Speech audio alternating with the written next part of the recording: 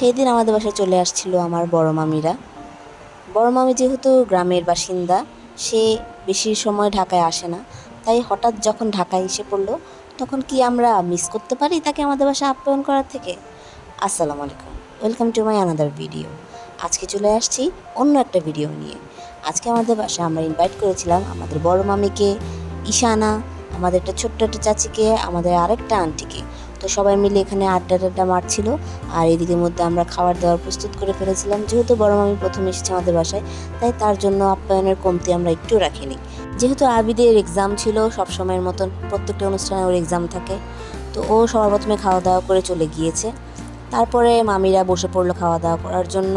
জানি না কেমন হয়েছে খাওয়া দাওয়া, কিন্তু সবাই বলেছে খুব মজা হয়েছে। তারপরে বিকালের দিকে আজমি স্পেশাল পিৎজা আমাদের জন্য রেডি করে ফেললো।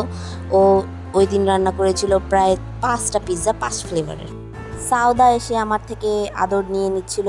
সচরাচর আমার কাছে আসে না, আমাকে যেহেতু একটু ভয় পায়। তো ধন্যবাদ আমার ভিডিওটি দেখার জন্য, আমার পাশে থাকার জন্য আপনাদের সবাইকে ধন্যবাদ। আসসালামু আলাইকুম।